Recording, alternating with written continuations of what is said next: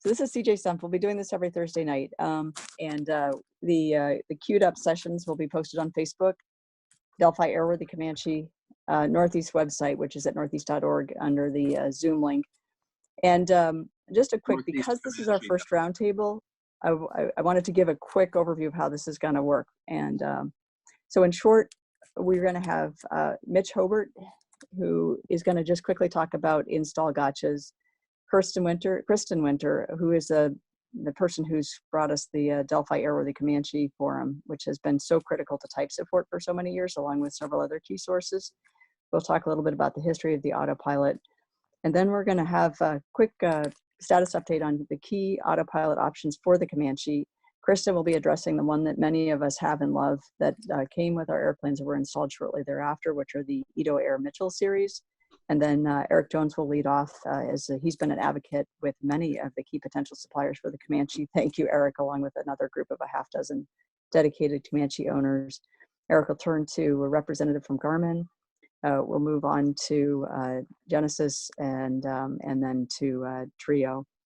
And then we'll have a quick go around on some install gotchas, just because it turns out that that's going to be a very key area. It can be half the price of installing an Autopilot, and it's obviously critical to it working well. And then free fall Q&A. You'll need to unmute. Okay, good. I'm just doing a quick check.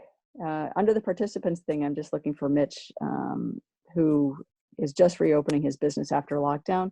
Kristen, we're going to do a quick, oh yeah, Mitch, you're there. Mitch, if you could unmute and lead off, and then Kristen will follow. Thanks everybody for joining us tonight, and appreciate your patience as we do our very first roundtable. I suggest everybody goes to the speaker view at this point. Yeah, Mitch is here. Okay, well, my name is Mitch Haubert. I own and operate a aircraft maintenance facility in central Pennsylvania, and we specialize in antique classic aircraft. And we do some limited Autopilot installs on aircraft. We've been doing these Trio Autopilots and the TruTrak Autopilots. And some of the biggest things we're finding on these items are rigging issues. And you wouldn't believe how many airplanes we find that are out of rig. And the biggest thing with these new Autopilots is that the airplanes have to be in rig, they have to be flying straight, otherwise the Autopilots do not operate correctly. And that can be costly and very time consuming. So we've even, with the experience of installing these Autopilots in our annual inspections, we've even started checking the rigging more closely by putting rigging tools on, checking cable tensions. One of the biggest things we'll see when they bring an airplane in is if we see an aileron trim tab that's bent way out of whack, we know that that airplane's severely out of rig.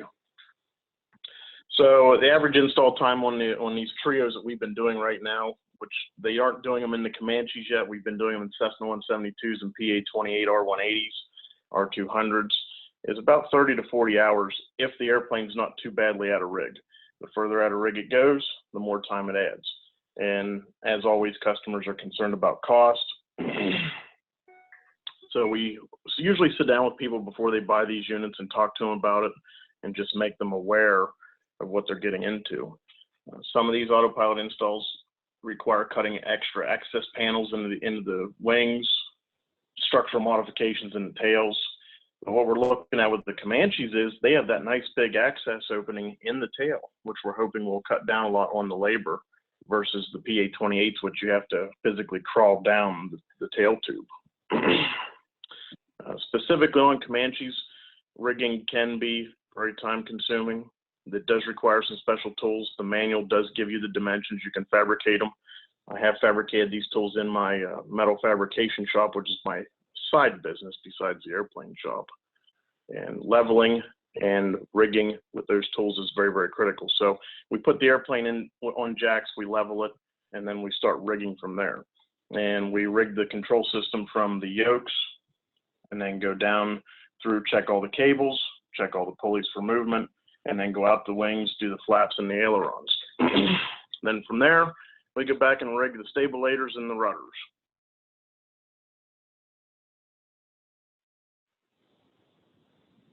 Good deal. Are we still on? We are indeed. Yep, just a quick recording on off that happened. Oh, okay, yeah, it threw an error on my side. Cool deal. Yep. So Yep, we actually heard you right through the pre-work that you're doing just to make sure the airplane's in rig when we had the quick glitch with the meeting being recorded.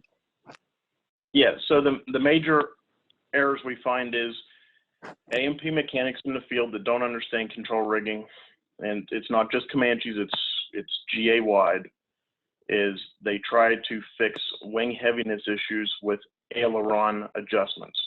Ailerons always seek neutral. And per the maintenance manual for the Comanches, PA-28s, most of your Pipers, you correct wing heaviness with flaps. So if your airplane's out of rig, it causes a few problems such as wing heaviness issues and induced drag.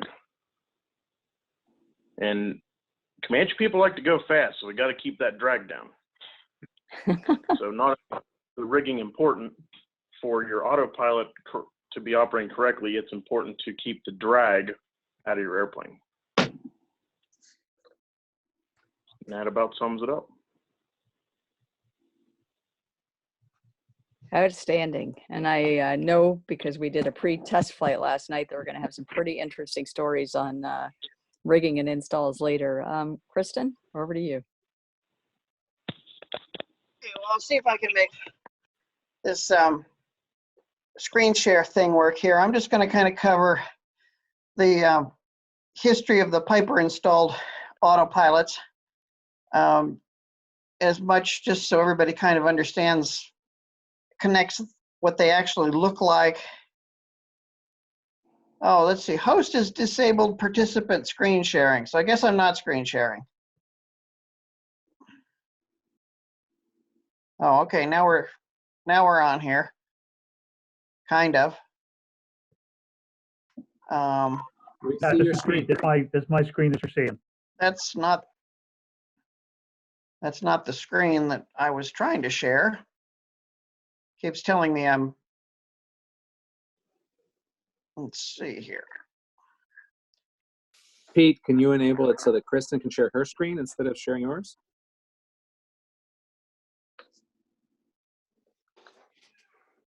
It's under the security settings. It's automatically defaulted off. You have to click the setting from the host. I'm seeing Kristen's screen. Actually, you're seeing Pete Morse's screen. And Yeah, that's my hosts screen. are Pete and Bernie. So if either Pete or Bernie can adjust that permissions, then Kristen can share her own screen. I'll stop my share. And Brad, could you slowly repeat your directions for enabling Kristen's screen sharing? Thanks for jumping in. It's in the lower left on the computer. There's a security button, and you click on it, and there'll be check marks that allows participants to share screen, and it'll be there. I just enabled screen sharing for participants. Yeah, it shows it enabled. We're good. All right, well, let's see here. Kristen, if that's a PowerPoint, why don't you do slideshow, start at the beginning, and then as you increase the slides, just hit the space bar.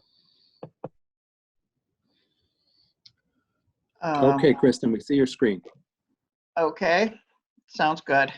All right, one common misconception is that, you know, Piper has made some autopilots available pretty much back to the beginning of the Comanches, as far as I know, at least back to, you know, 60 or 61.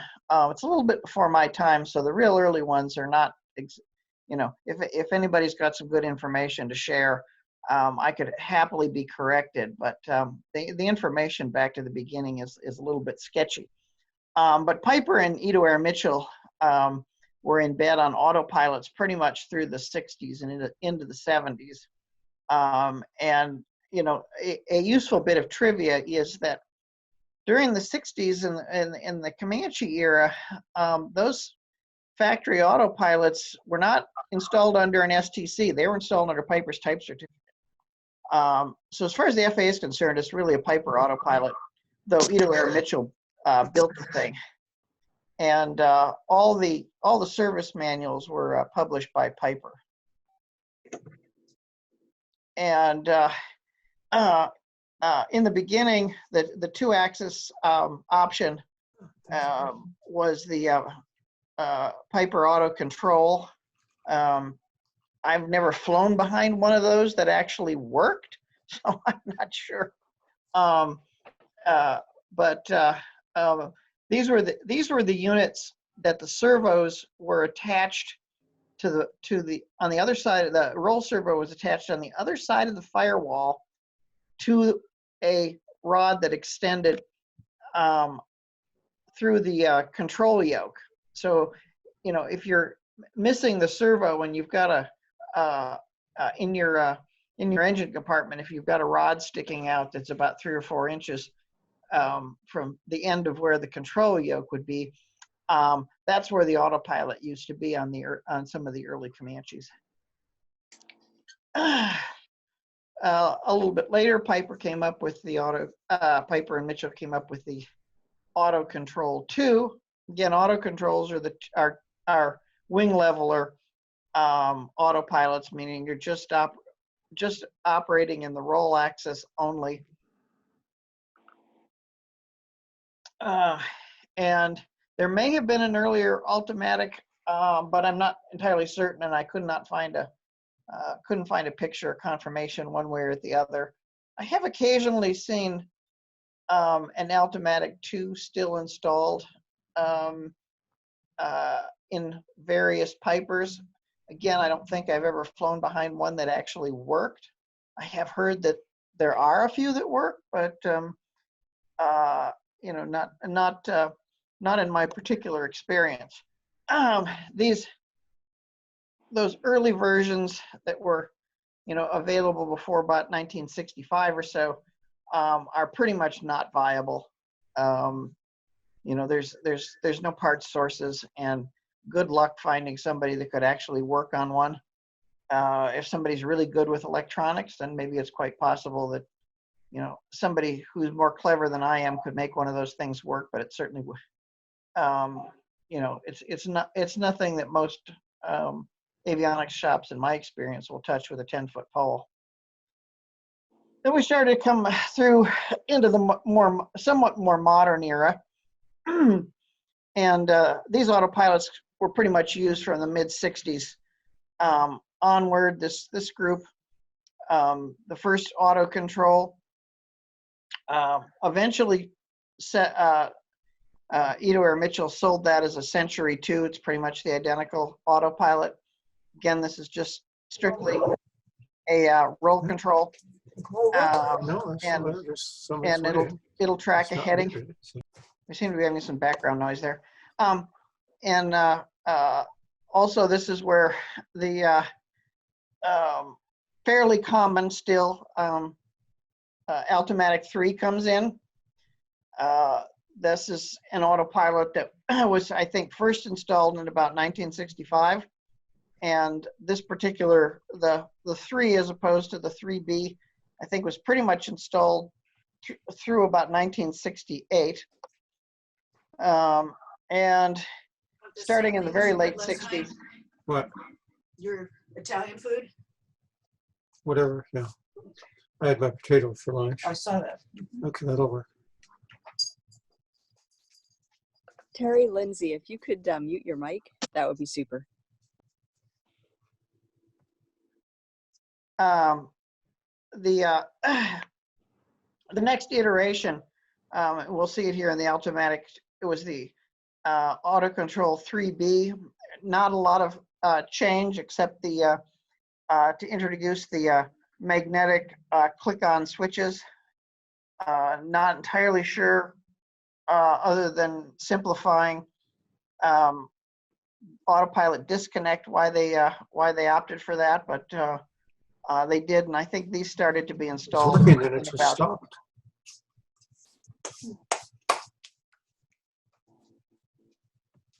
These started to be installed in about 69, 70 timeframe. And then this is the Altimatic 3B. Basically, the only change from the Altimatic was the rocker switch here on the lower left-hand side of the unit. Otherwise, it worked pretty much the same way. both the AutoControl and the Altimatic could have a radio coupler so that it would track the VORs or localizers. And I'll, just as kind of a side note here, Piper would, starting in about '69, was installing a backup wing leveler autopilot that they called the Autoflight. This is my airplane before I changed out the autopilot. And this Autoflight was basically just a wing leveler. It didn't track anything, but it operated off a separate gyro that was installed just behind the rear spar and just behind the roll servo, basically under the baggage compartment, centered. Anyway, I call these the Bronze Age, and this was sort of the last of the ones that were installed entirely, I think, under Piper's type certificates, or at least it symbolized when these autopilots were phased out, the Altimatics were phased out, Altimatic 3 and 3B were phased out after about 1974. Then Edo Mitchell started also selling them, as the Century. But those earlier autopilots are still in service. The AutoControl series is very maintainable, really didn't change much. They installed those pretty much all the way through the 70s. And so they're easy to maintain. The roll circuits, electric trim, etc., in the Altimatic 3 and Altimatic 3B are also pretty standard and were used in later autopilots.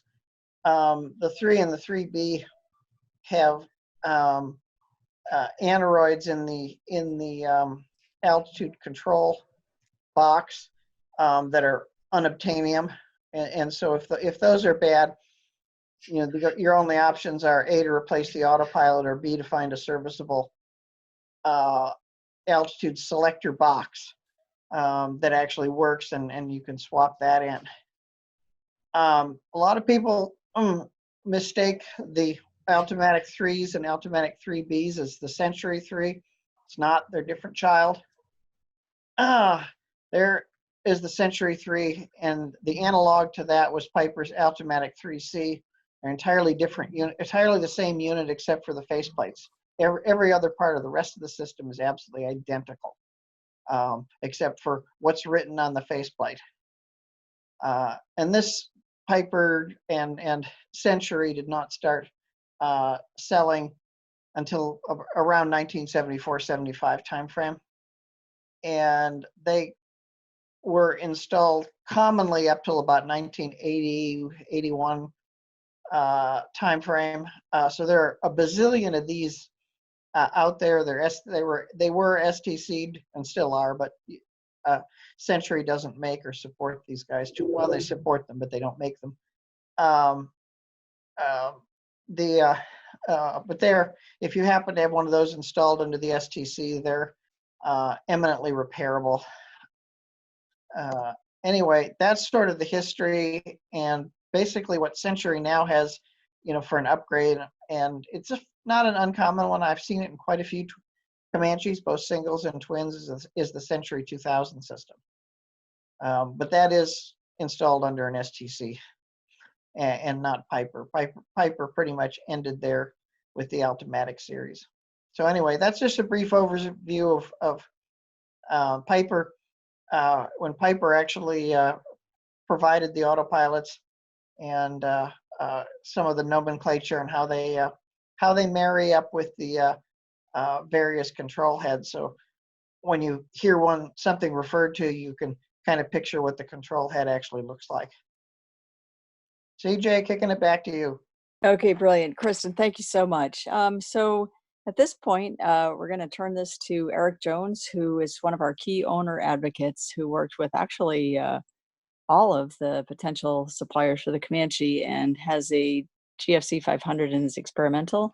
From there, Eric's going to quickly turn this to some of the folks from Garmin who are here, and then we'll move to Genesys S-TEC, which is being represented by, and this is kind of cool, the person who's going to be test flying the 400 for the certification.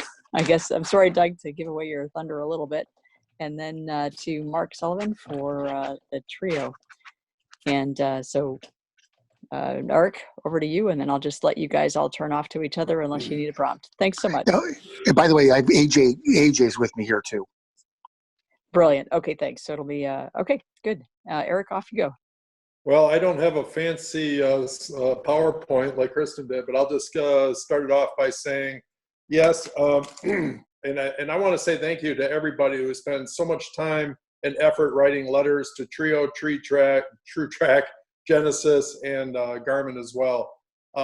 That's really, I think, is paying dividends basically because they need to know that we care and we need something, hopefully more than one autopilot option for the different airplanes that we have. As CJ said, I've been advocating a lot for the Garmin Autopilot, so I'm not saying anything bad about anybody else. I've installed the GFC 500 in a PA-12 experimental. It is by far just an amazing product. I have the AutoControl 3 right now in my Comanche. There's nothing wrong with it.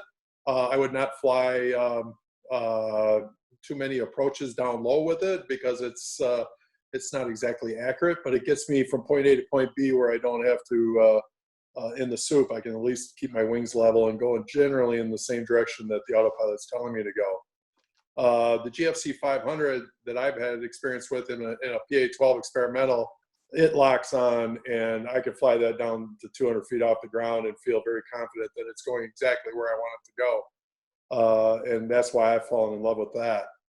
So I've been writing letters to the 3 different, or actually 4 different companies, although now only 3 because I kind of gave up on one, and got a phone call a few months back, as well as you all know, that from the Piper Comanche Facebook page, from Garmin, looking for a Comanche, not necessarily because of our autopilot though, and I'm not going to say whether or not they're the motive for us to get towards the autopilot is actually premised more from what my understanding is of them really wanting to get the 275 product certified with the legacy autopilots. And that's what they were looking for. They were looking for a legacy autopilot with altitude hold and preferably a 260C. They wanted the turbo mainly because they wanted the turbo to go to certify it up to 25,000 feet. Well, they never did find one.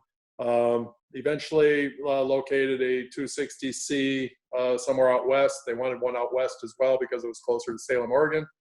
And that went in basically, from what I understand, and our Garmin representative could say it differently, to get the 275s certified to the legacy autopilot STC.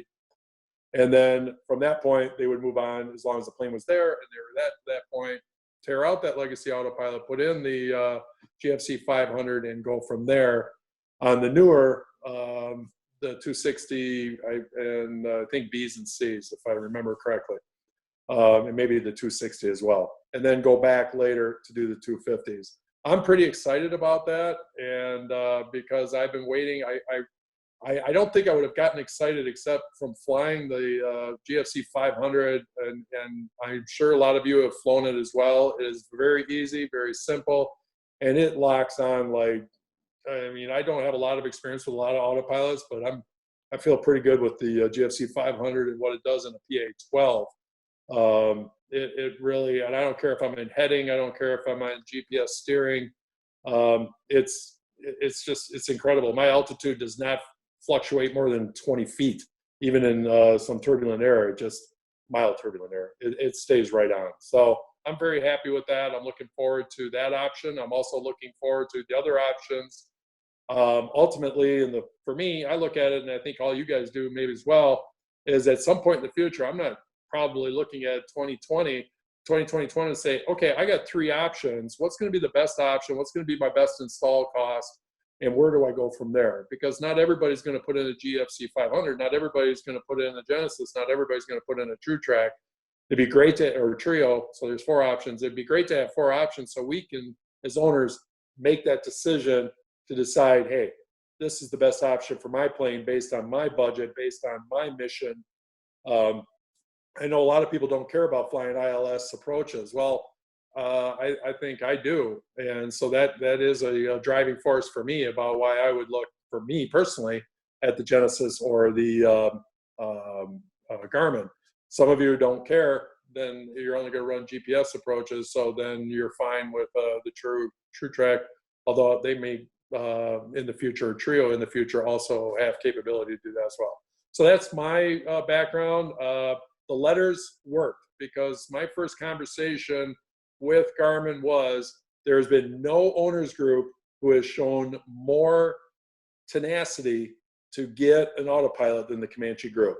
And that was straight from my contact at Garmin, who said that on our first phone call. He was almost getting tired of the emails and letters that they were getting. So kudos to the Comanche owners to keep pushing forward to get the product that we all are looking for, whether it's Genesys, TruTrak, Trio, or Garmin.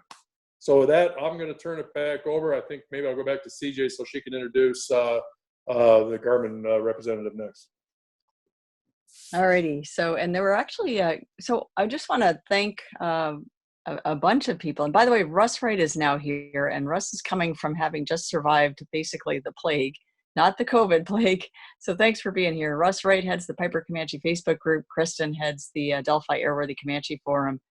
And I just, you know, along with the Northeast Comanche Tribe, this group of pilots and owners in ComancheTown is what's behind these sessions. So sorry to, you know, essentially give a public service announcement in the middle of the Autopilot prezo, but thanks for being here, Russ, especially given what I know y'all have been going through. We actually have several people here from all of the major vendors. And so I want to just mention to folks that we discussed this ahead of time because it's rare to have a Comanche specific group. At the moment, we're about 135 people plus or minus, with engineers from all 3 major potential sources of autopilots for the Comanches. If you have something going on, feel free to just pop it into the chat window. And when people can, they will get to your specific question for your airplane. We also will all benefit from learning the answer. And then there's several people here from Garmin, Genesys, and Trio, represented by the S-TEC group for certificated airplanes. So I'm going to let Garmin coordinate on who wants to jump in next. And we're going to be staying at about 5 minutes per, because this is just a status update on where we're at with Autopilots for the Comanche. This is the first in a series, and the major suppliers to the Comanche will actually all be coming back in the next couple of weeks to talk about their particular solutions in more depth. So Wayne, who do you want to put on? Oh, I'm going to be talking. There was just another person from Garmin. The other people just had some, it was late notice, but they may be on future presentations. CJ, can you hear me? Everyone? Loud and clear. Yep, sorry, I muted. Thank you for setting this up. And I just want to say a few things. Mitch Haubert, your presentation, you're right on the money as far as rigging, because on our pre-installation checklist, one of the things that there's 5 things you do, and one of the things is aircraft flight manual controls have to be rigged in accordance with the aircraft flight manual. So that's very important that happens before you even start any installation. So let's talk about the Comanches. Let's talk about Garmin and Auto. I won't get into a long presentation or talk because I've got 5 minutes. I do hope you come back and get my full presentation in a couple of weeks. It is a big undertaking for a company to S-TEC a new Autopilot. That's why it's not done a lot. You have to have a lot of resources to do it. So for each aircraft that we approve under the Autopilot, we have to actually take physical possession of every model that we intend to do an S-TEC for. So you figure that we have to fly it either here in Salem, Oregon, where I'm giving this talk from, right at the Salem airport, at Garmin AT or at our main headquarters in Kansas. So we have a very busy flights departments. We are doing multiple aircraft at the same time. And you are here because you want to know about the Comanche. Well, the person that had the GFC 500 already that talked in the PA-12. That's Eric Jones. Yeah, that was, thank you for that endorsement. I hear that all the time. We, you knew, you have been talking to some contacts because you're right. We did have a unit, an aircraft here. When it got here, we determined it lacked the stabilizer counterweights mandated as part of an AD. So we are actually going to be using Owen's aircraft to finish that S-TEC. So we are going to be slating the S-TEC completion, targeting, and I just got an email just a little while ago from our coordinator that he's going to target October timeframe for the S-TEC, and we are going to S-TEC the following Comanche models, and this is just placed on our website. We're going to do the PA-24-260, the 260A, the 260B, the 260C. The later models, PA-24-250s, and those are the 1962 and newer models. So that I know that we're probably going to have some people asking about the 250 and the 180 models and the 400. Those are just going to, for us, we're at max capacity. If you have a 50 or 60 people that knows how to do S-TECs, would love to hire them so we can do more aircraft. But we just can't get to everything. We are trying. This is the biggest undertaking that Garmin has ever done. So we are going to get there. So final S-TEC, I would say, based on the emails that I'm reading right now, I would say November, December is a very doable time frame for all those aircraft that I just called out. On any S-TEC, it can slip. So I wouldn't treat that as that it's chiseled in stone. Anything can happen, but that is what we're slated today. But I would say with good confidence, January, we will have the kits. And that's another thing. We have the installation. We have an installation for the unit, for the GFC 500. We also have an installation manual addendum that covers the individual model of aircraft that we have the S-TEC for. We have to take temporary ownership of the aircraft. And when it gets here, we put full aft CG, full forward CG, fly it 30, 40 hours. We take it through the whole envelope before we make sure that it works before we release the S-TEC.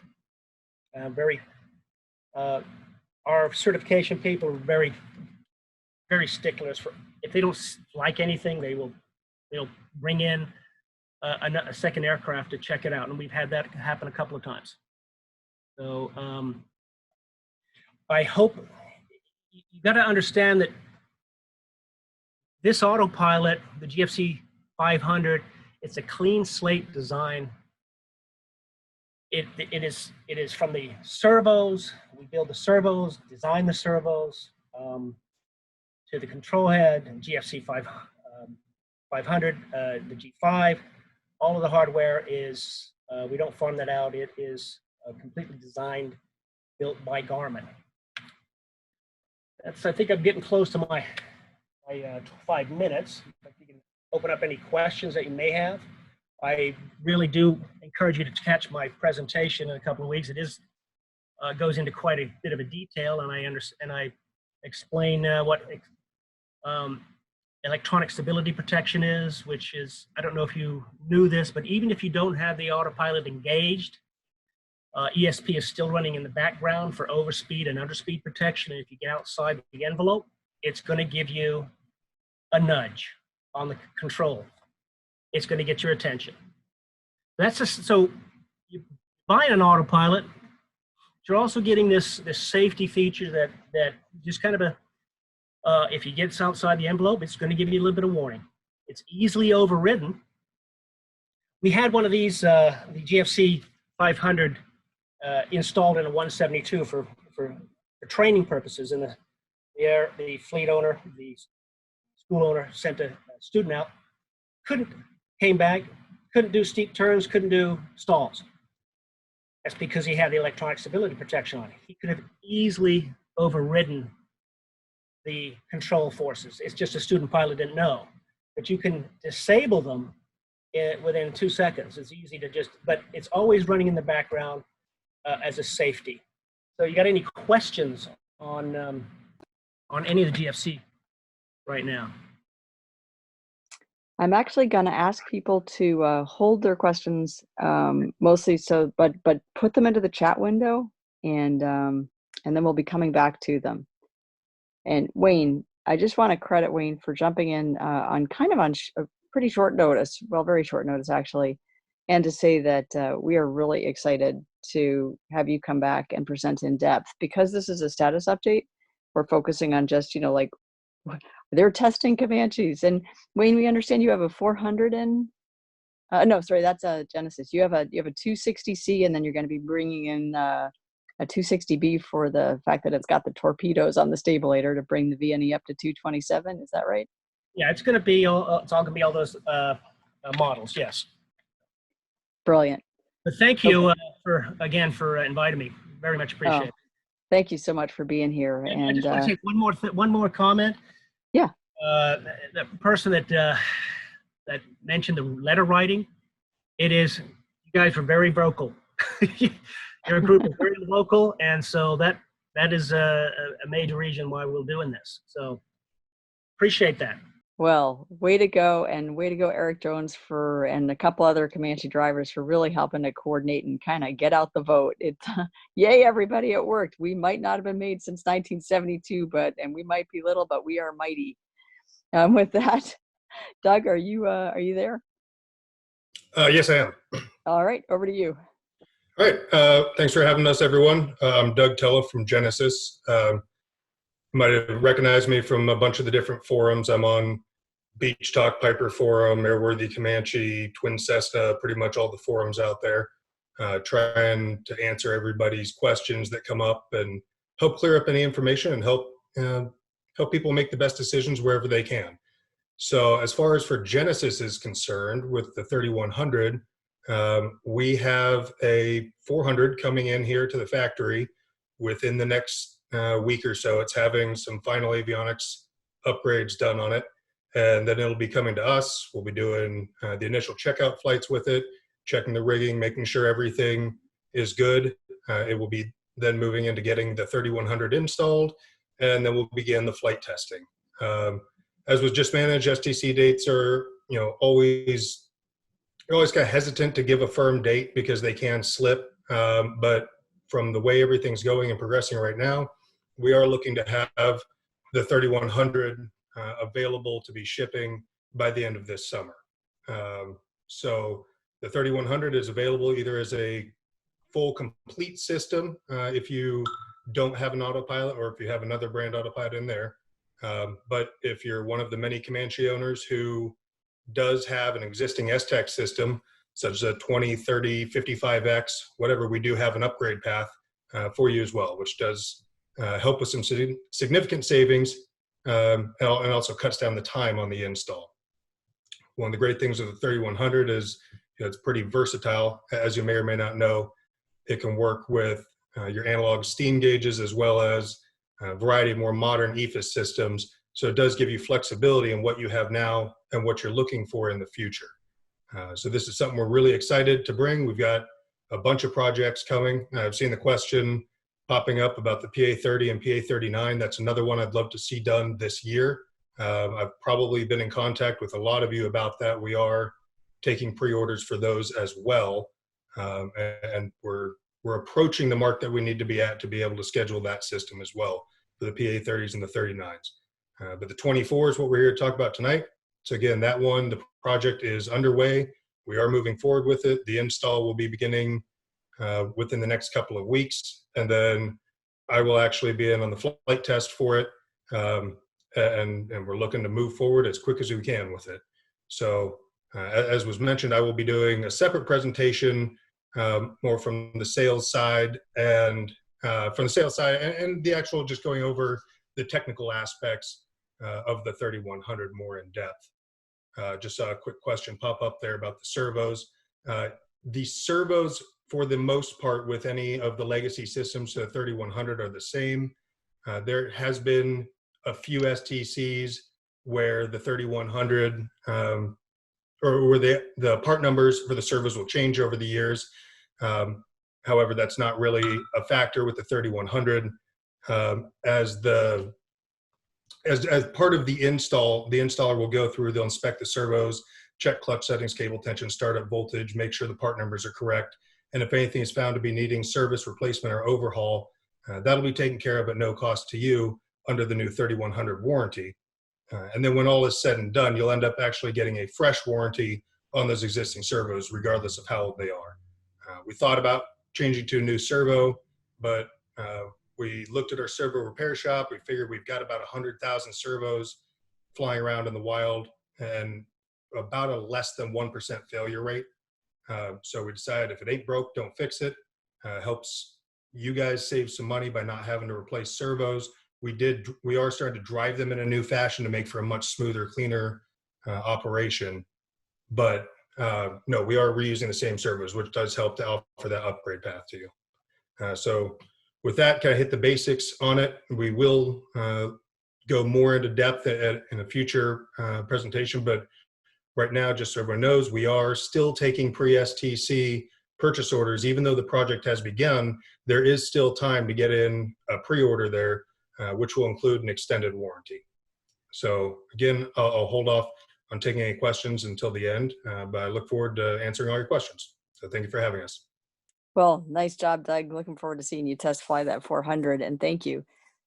So I'm going to move over to Mark, and then just a quick heads up that Wayne from Garmin, just everybody should wish his daughter happy 21st. He's going to be with us for only about another 10 minutes. So happy birthday to your family, Wayne. I'm going to turn over to Mark now so we can just go ding, ding, ding, but then I'm going to quickly be looking at the chat window to see if there's anything Garmin specific. So Mark, over to you. And Hi, I'm Mark Sullivan. I'm at our hangar in Oxnard. With me here is AJ Abdul Shafi. He's on his computer. So I'm going to talk for a minute or two, and then AJ will jump in because he really he's been doing the installs and can answer, much more specifically the specific installation questions people might have. For a little background, I've owned a PA-30, a 1966 turbo twin Comanche, a really beautiful airplane, for 23 years, put 2 kids into the airlines with it. And we've had it apart several times. We tried to do the twin actually more than a year ago. And we're going to do the twin first for obvious selfish reasons, and then do the PA-24s. And we discovered that we had to redo our servo. We currently have a prototype program going, 2 of them actually, one in Texas, one in Tennessee, one currently with a Grumman, one with an S-TEC. The S-TEC's important because the S-TEC has the same stabilator as the Comanche. In any event, the S-TEC one, he's flying a new servo, capstan servo, and if it works, as we assume it's going to, and gives us the kind of performance we want, we are then going to immediately start into a Comanche AD, to a Comanche STC, with a goal of doing the 30s and the 24s simultaneously. Talking about the variability of STCs, I'd point out that one of is the big black swan event. We have had paperwork pending for the PA-32 and right behind it the Cicada. And unfortunately, the Chicago Aircraft Certification Office is working remotely and is now working quite slow. And so everything's been slowed up. We're hoping we're going to bust free with the PA32 soon, but that'll be a good litmus test on how long things are going to take to, to roll through.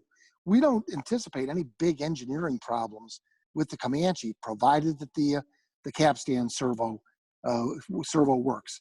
And if it works as well as we think it might, we're planning to offer it as an upgrade for our earlier installs in PA28s. 28s are working fine, but we think the capstan's even better control.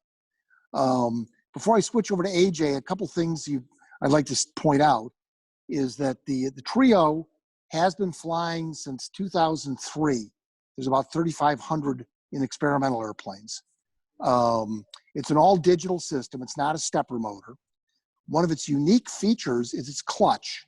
It takes at the yoke, I have a 172 as well, and at the yoke of the 172, it takes about 2 pounds of pressure, low-flying airplane, takes about 2 pounds of pressure to override our slip clutch on the servo. So basically, you can be engaged in the servo and get a bird right in the windshield. You can just grab the yoke and turn, and it turns fairly freely. A child could override it. AJ, are you in the other room there where you can jump in? Yeah, I'm here. I was going to have AJ's done. Do you want to go into some of the the comparison sheet you did? Yeah, I mean, a lot of our installers have had been asking me for a comparison chart with a different Autopilot, so I might try and track down Wayne and Doug's emails, just to get more information and questions about how their systems work, just so our installers and our network, those guys will have a. Oh, I'm still here. Yeah, so I'm building a comparison chart for our network and our installers. I guess a lot of customers don't really grasp how the different Autopilots work. When you start talking about TSOs and STCs, most customers aren't familiar with it. So I'm going to build a chart, and maybe I could grab Wayne's email and Doug's email from those two companies. I guess nobody's on here from Bendix, but I'm just gonna try to make an accurate comparison chart. So if you would like to write down my email, I can get that to you. Yeah, is that Wayne? Go ahead. Wayne, WAYNE dot Mike Charlie Golf Hotel Echo Echo at Garmin.com. Charlie Golf Hotel Echo Echo. Excellent.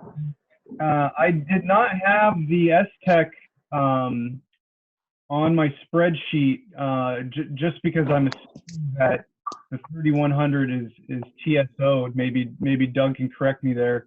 But I was just doing a comparison of non-TSO'd autopilots.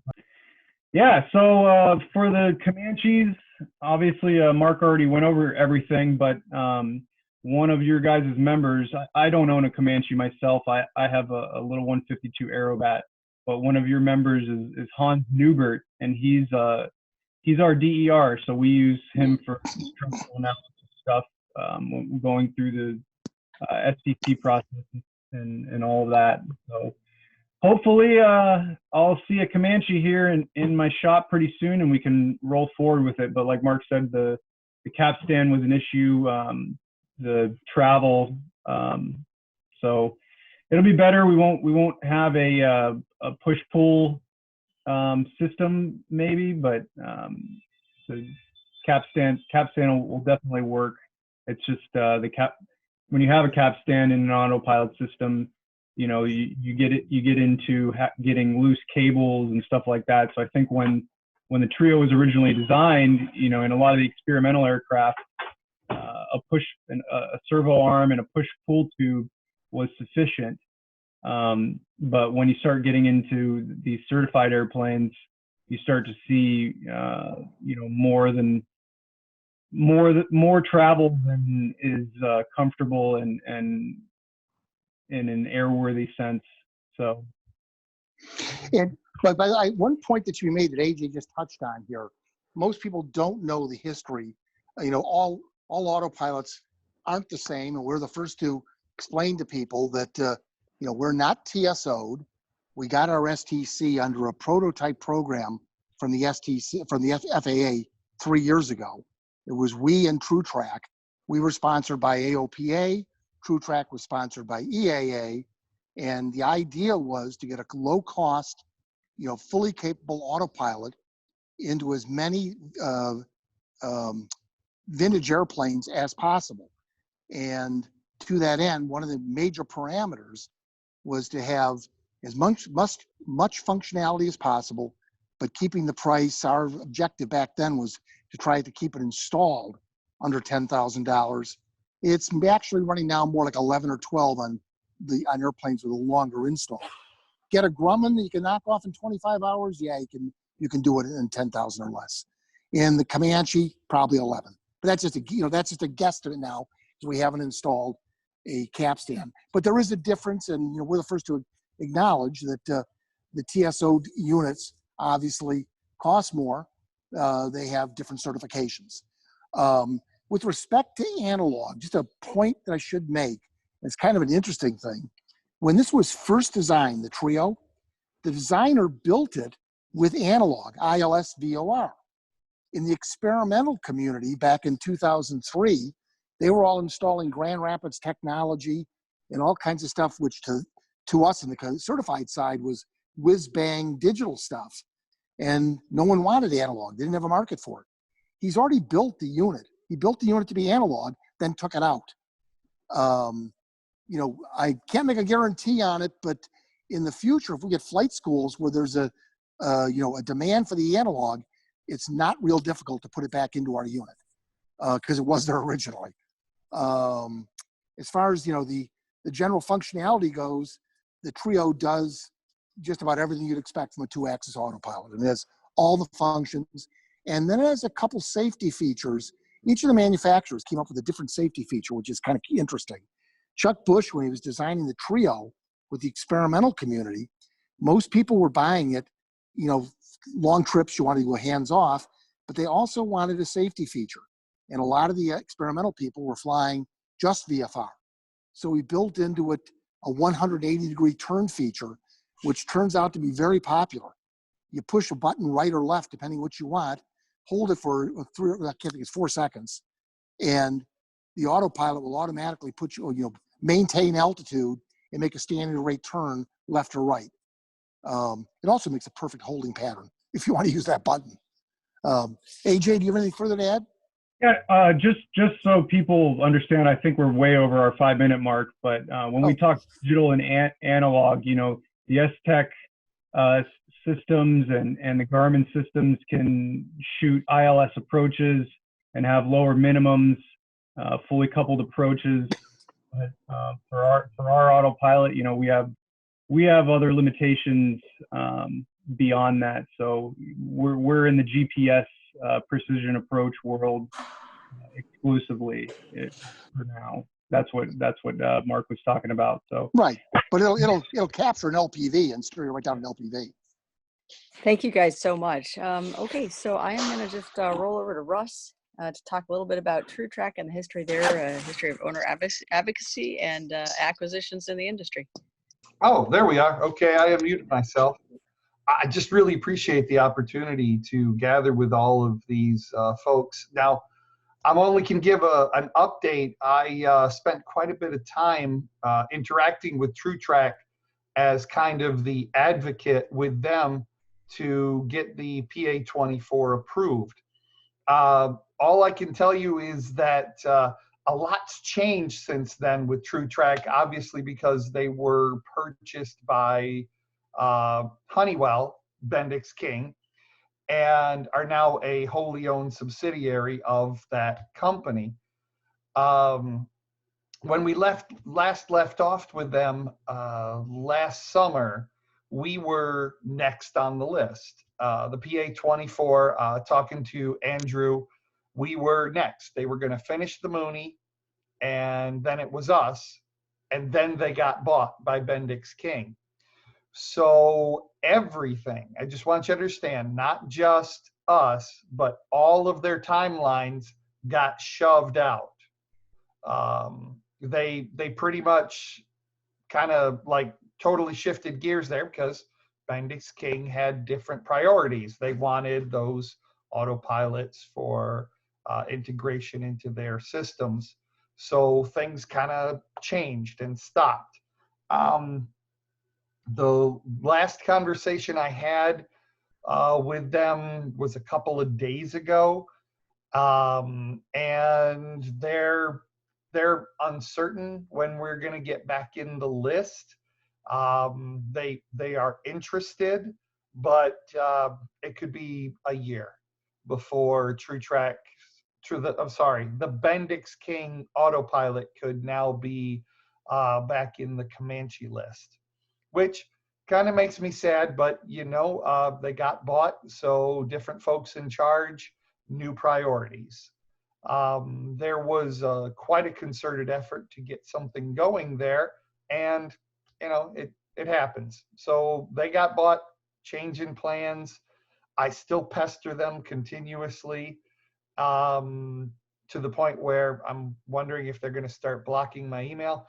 But you know, we'll keep at it with them and see what happens, and I'll keep updating as we go.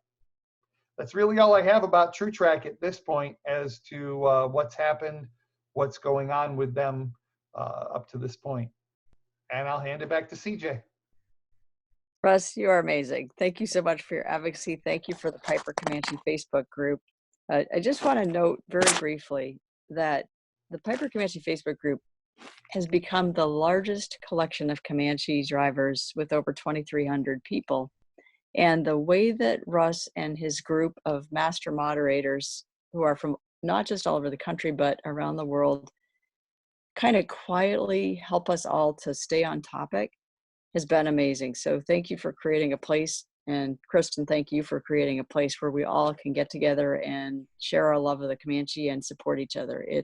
We couldn't exist. You know, and the ICS has been critical as well.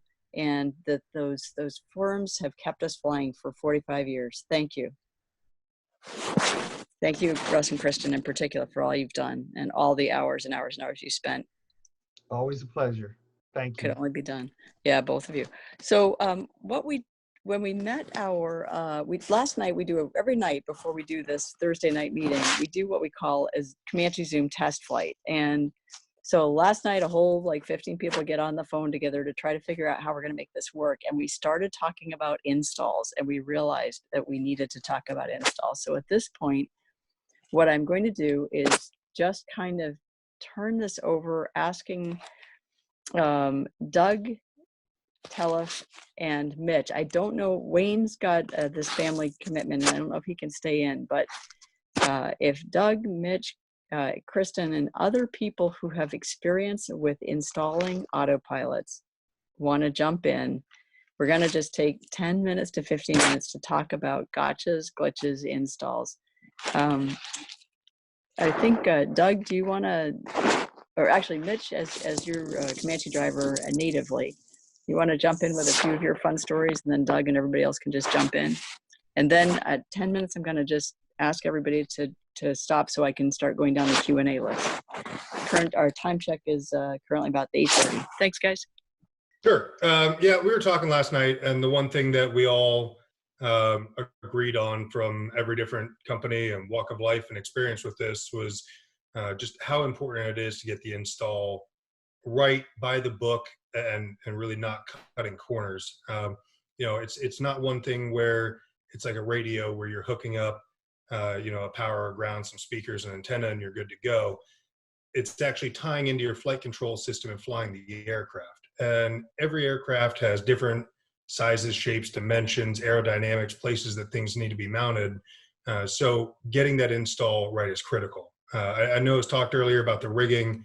Unfortunately, I was a little bit late coming into this meeting because I was busy with some flying. But the rigging is definitely a critical aspect.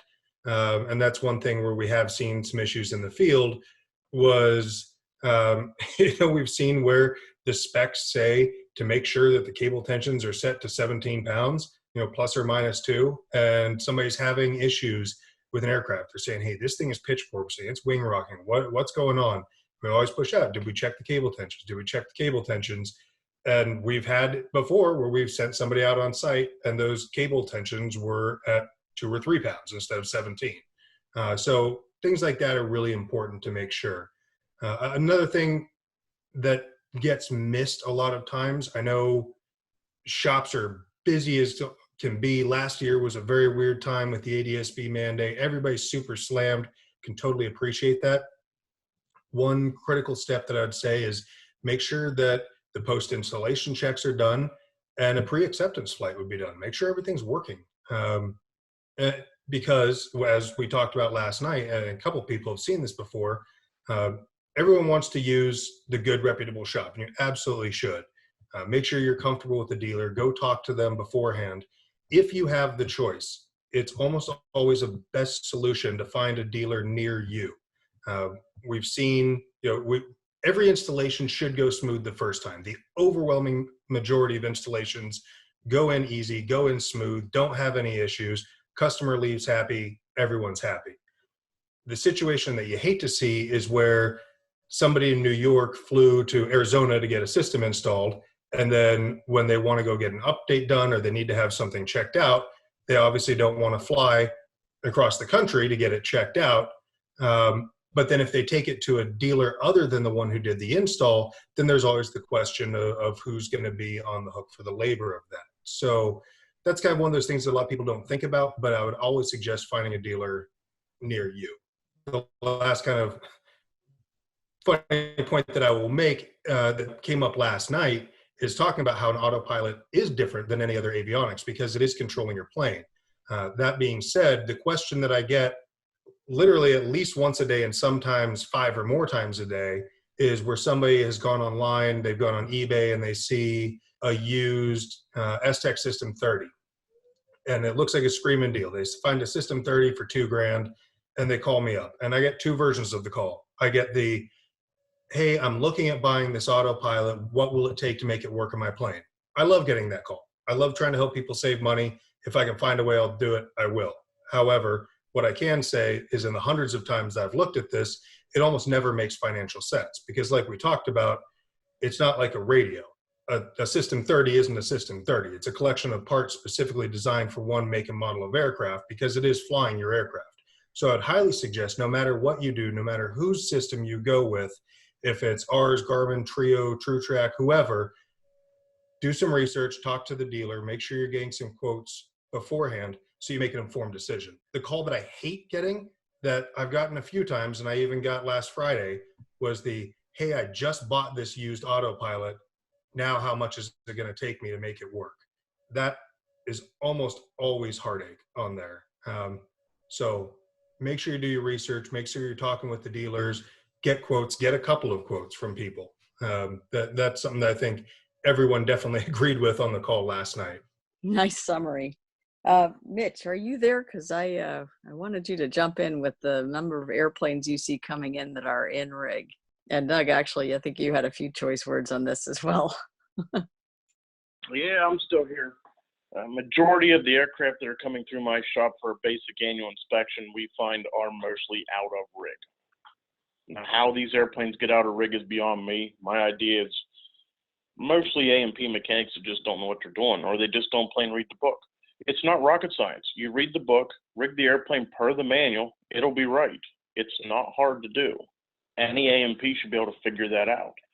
Now, there is some special tooling involved with some aircraft, such as the Comanches, but Piper does a pretty good job of giving us blueprints in that manual to have a local fab shop, or if you're capable, to fabricate those tools. One of the other biggest things I can stress on the control rigging is pulleys. We find a lot of seized pulleys, a lot of damaged pulleys, and that can have a great effect on your cable tensions. That can have a great effect on how well that autopilot works because it's creating increased drag on the control system itself. But I love the fact how we see so many airplanes come in that they try to rig the airplane with the ailerons to correct a wing heaviness issue. You let go of the yoke, ailerons always seek neutral, always seek neutral. So if you go and start moving ailerons up and down, all that's going to do is increase the drag on the airplane and cause the ailerons to not work properly. You should always do what your maintenance manual says to correct wing heaviness. Some airplanes like the Cessnas have the eccentric bushings in the wings, whereas like the Cherokees and the Comanches tell you to drop a flap. And you don't have to drop a flap all that much to correct the wing heaviness issue. Most of the time, 1 to 3 degrees is enough to correct the wing heaviness issue in a properly rigged airplane. And Kristen, or any other people who have dealt with airplanes in or out of rig or autopilot installs, you all want to jump in here? Just introduce yourself and then talk. CJ, this is Greg Piehl. Can I have a couple minutes as part of the panel? Please do. Sorry about that, Greg. Okay. Yes, please. Yeah, hey, I'm Greg Piehl. I'm talking to you from St. Petersburg, Florida.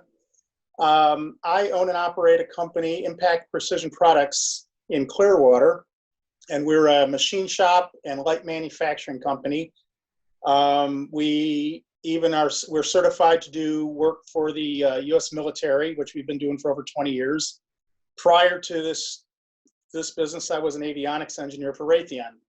Worked on only military avionics, far cry from GA, but very demanding.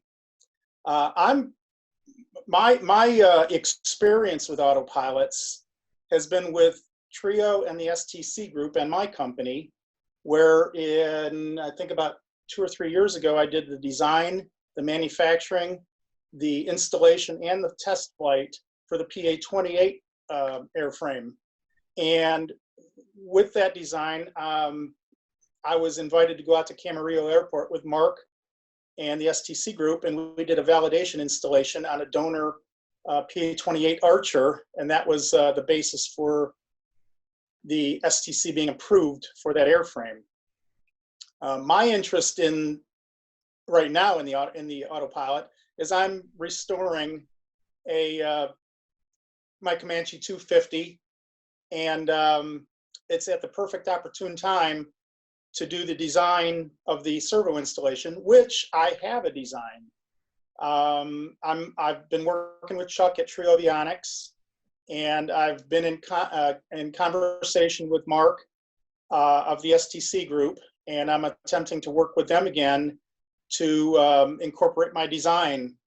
I don't think with their expertise and the way they got through the S-TEC 3 years ago, I don't think it's going to be that hard. I'm speaking for them, but they kind of walked it through. And I don't see why they can't do it again. Now, I'll say this, I'm partial to Trio because I know it intimately. I like the function of it, and I've liked the people that I've worked with. I don't own the airframe anymore. It was my private airplane, my PA-28. I sold it, and I see the new owner regularly, and he loves it. It's working fine 3 years later. But that's my take. I've got this company that I've been doing design work and manufacturing work for many years, and I know the airframe very, very well, and I'm very interested in working with the S-TEC group again to get this design approved. So, thanks everybody for being here. This is an awesome Zoom meeting. Thanks, CJ. And Greg, I'll get back to you because, like I say, we actively have 2 prototype programs going right now. Right. And as soon as if Chuck's design works, then my PA-30 is going to get one real quick, and you got a PA-24. We could make beautiful music here. But like I say, it's in an S-TEC, which is the same stabulator, which gives me high confidence. Yes. Right. And I've been talking with Chuck about getting dummy servos with a capstan just for that purpose. Well, hopefully we'll be able to get you something. Mounting. Hopefully we get you a live one. Well, you're right. Eventually, yeah. Because the guy who's working the S-TEC is hotter. He's really hot on it. I mean, he went out and took Chuck's design, and I think he's gotten it built in under a week. And that's cool by us. Just get it flying. And then what we're going to do is we're planning on doing to expedite, particularly the PA-30, because we expect to be the first twin. It may have some issues with the FAA, so we may do a little crowdfunding to take care of the engineering. you know, the extra Okay. DER stuff Hey, they'll want. have AJ contact me also, please. AJ's We'll talk, on the line here. Okay, Yeah. Tom. Well, I don't I mean in the future. Have him give me Okay. a call. Yeah, we'll make it Yeah. a group call. This is great. So now we're watching Autopilot STC certification happen live online in the Comanche Zoom. This is great. I just want to say one thing, Greg. Go ahead, Greg. While I'm thinking here, I'm sorry. Go ahead. You had a question? Well, I did want to say just thank you for, and we're thrilled to have you join the Comanche community because you bring talents that we Comanche drivers need as part of our group. So we know that you drove the Trio and the PA28 longer than anybody else, and welcome to, and thank you for rescuing a 250. Welcome to Comanche land. Thank you. Thank you. Yeah. I've got a question. While I've been sitting here for the last couple hours, I realized that there is a possibility that Dynon may be a player in this too. I had worked with them a few years ago. You know, they have their avionics suite that's been approved for the PA24, and the Autopilot is built into that, and their servos are $500 a piece once it's approved. Yep. Has anybody thought about Dynon? Oh my gosh, yes. Okay, so I'm going to very briefly answer Greg's question, but I'm going to ask people to type into the chat window just so that everybody's not jumping the queue. So last year at AirVenture, thanks in part to another Comanche driver who's a big VAA, Vintage Aircraft Association person, we talked with Dynon and said, we are really, really interested. And so I did not reach out to them because we are not imminently on their list, but we do have a conversation queued up with Dynon. And so it's a good question. And several people have written questions like that into the chat window. Good. Mark, I can tell you want to say something quick, but. Oh, yeah. Yeah, all I wanted to say is that it was mentioned on the GI 275, the Garmin. I'm way on the top of the list with micro avionics for an AV30, for 2 AV30s. And as soon as they get the STC, we're going to validate that with the Trio. Again, because it's a low cost solution. Mm-hmm. Good deal. Okay, so unless anybody wants to jump in particular with rigging nightmares or questions, it's funny because more came up in the test flight than are coming up today. I'm going to just go ahead and jump into our Q&A list. And again, if you are listening via cell phone or landline and you want to ask a question, but you don't have this chat window, you can text your question to 617-816-8766. We're just trying to figure out how to make this as inclusive for everybody, and we figured that would do it. So just a comment from David Lesnick, which I loved, that rigging November 8351 Papa did more for speed mods for me than any physical mod he ever purchased and installed. David, do you want to jump on and add anything to that, or just leave that as it stands? Because it's kind of a powerful statement. I think the only thing that I want to add to that is, given that the people who install autopilots consistently say that 95% of the airplanes coming to them are out of rig, and that when your airplane is in rig, it is at its most efficient. That David Lessing's comment is really, really important. That one of the best things we can do to make our airplanes go faster is actually just to go through and make sure they're in rig and consistent with our manuals. Anybody want to add anything to that before I go to the next question? Like Mitch or anybody?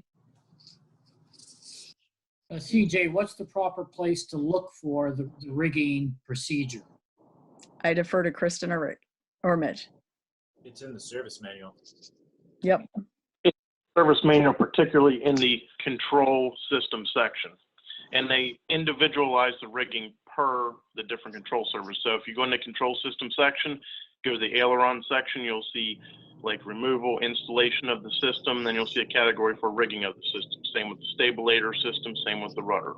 They don't have a section that's just dedicated to rigging. It's all in their subsequent sections. Thank you. Good deal. Russ Wright commented to everybody that the Piper AutoControl was a marvel of mechanical engineering. It was. And I spoke today for about an hour with Autopilot Central of Tulsa, Oklahoma. And they are dealers for S-TEC and Garmin, but they also maintain and are critical maintenance facility for the Mitchell and Ito Air Altimatics that Piper installed and had on the type certificate. And he went into some depth about the auto controls and the Autopilot and the auto flights and the Altimatics, and they really are. We are trying to arrange to get some of the engineers and maintainers who worked on the original Autopilots that we have in to speak. So we expect to have them at the tail end of the Garmin and Genesys and Trio or S-TEC group presentations that are coming up. Chris Burns commented, I kept my Altimatic 2 going from 91 to 2005, but I couldn't keep it going after that. He's a P830, which is a cool tail number, in November 8000. And Anna Bryan still got a Britain in her 1961 80. Just a quick note that the auto flight that Kristen mentioned was electric driven. This came from Autopilot Central. The idea was that if you had a vacuum failure or your attitude indicator fell over in hard IMC, that there would be kind of a graceful switch over to the auto flight where you could then sort of recover from the situation. And that's why Piper did the auto flight coupled into those Altimatics. Matthew Smith mentioned that he is doing a public service. He's on a mission to collect all the Autopilot service manuals. If you have any PDFs, and Matthew, I apologize, but if you have any PDFs for any of the Autopilot manuals for the original Autopilots, Altimatics, Autoflights, email them to one red Jeep, like ONERED JEEP, yep, at gmail.com. Thank you for doing this project, Matthew. Go ahead. I started I've been, ever since I bought the Comanche, I've been working to collect from the corners of the internet and other parts for informational purposes, all of the available service data for the Comanche, because it's very helpful to have. And there's not really been a single repository of that I found. So I threw one together last week. I've got all the service bulletins, all the service letters, all the service manuals, several versions, parts lists for the 24s, 30s, and 39s. I posted the link in the chat and on the, it's on the Facebook group. Please avail yourself of that. I intend to make a single download so that everyone can get a copy of it and keep it, because in the past there have been other things similar to this which come and go. So the best way for that information to live on and survive is if everyone who needs it downloads a copy and saves it.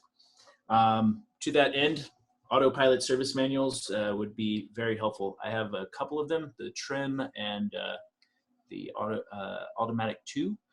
But if you have any of the others from the list, I would be grateful to add that to the list. And I'll get a better and more memorable URL for it sometime in the future. I'm just starting the library. I'm still in the process of getting everything organized, and once it's in kind of a little bit better state, I'll publicize it a little better.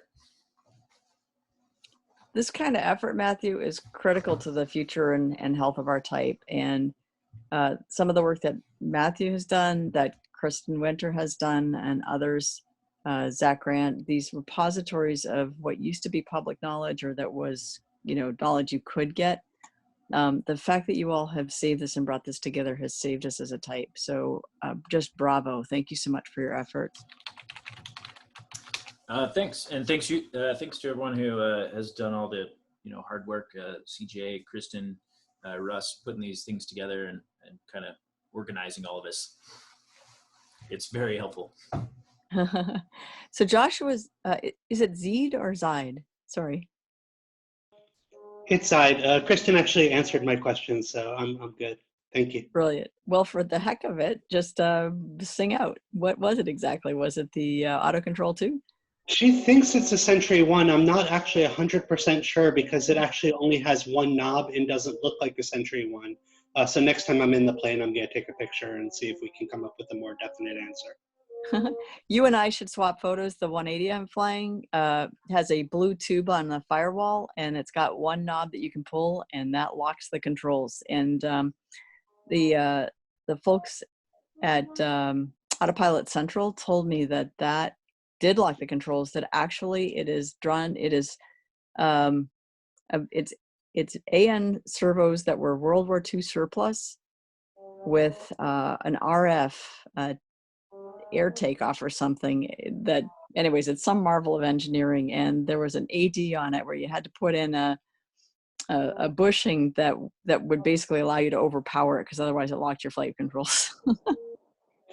Yeah, there's a few idiosyncrasies on these planes. Yep. Brilliant. Let's see. There was a lot of people who wanted to know why Garmin didn't seem to be including the 180s, and so I texted Wayne, because obviously he had to leave for the family matter.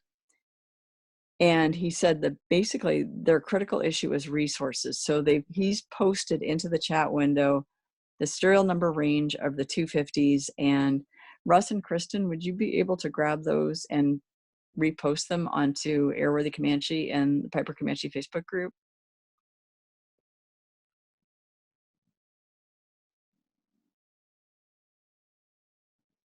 So I'm going to assume that they're going to make that happen, or that we will. And then, so basically, Garmin's response is that at the moment they don't have the resources to handle the 180s. However, Doug, are the 180s going to be covered in the STC you're seeking for the S-TEC 3100? Yes, it will. The full series of the PA24s. We do have a bit of an advantage since we already have the 20, 30, 40, 50, 60-2, 55X, basically all of our legacy autopilots approved for the entire PA24 series. So we have a lot of that engineering data, as well as a lot of the gain settings and the differences in the flight characteristics between them, which is why we went with the 400 for the STC aircraft, because it was the most restrictive of all of them, so it allows us to cover all of them. So yes, the entire PA24 series will be covered. And there was much rejoicing, as they used to say on Monty Python. Well, I've got you here just because the twin drivers have been piping up. Obviously, Trio is definitely really trying to get the twin in quickly. And what is Genesys's thoughts on that, as much as you can talk to that? Absolutely. That's something that we've been very excited about. I actually just picked up the PA31 yesterday and brought it up to the shop to begin. That's PA31T2, but that'll cover the whole PA31 series. The 30 and the 39s, around the end of last year, beginning of this year, I started getting a lot of interest from the PA30 and PA39 crowd. So Mike Demeter, who's also on here, is our regional sales manager. He had started collecting those names. I kind of took over that process. I have a list of around 45, 50 names of interested owners.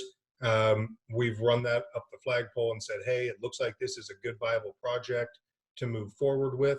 So we've asked PA30 and PA39 owners to start putting in the pre-STC purchase orders to their dealers. As soon as we get to our goal on that, then we can look at getting it on the schedule. As of right now, we've got a couple of STC projects that are in process. The PA30 and 39 series could potentially happen later this year, with units being ready to ship either later this year or early next year. So if you have not been in contact with myself or Mike Demeter, I'd suggest reaching out to us. We can walk you through the program and what we need to get you on. And the same offer that is still going for the PA24s would be available for the 30s and the 39s with the extended warranty offer as well as the upgrade path for people that have legacy S-TEC systems. Good deal. I know there is a lot of cheering going on among the P30 and 39 drivers.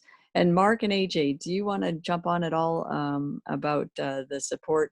It's very exciting that you've got an S-TEC because obviously, as you've mentioned, that's got the Comanche tail. But what are your thoughts about for the twin drivers? Because boy, are we excited. Well, we already took my twin Comanche, down to the studs a year and a half ago. And, with our original system, we thought that would have worked in it.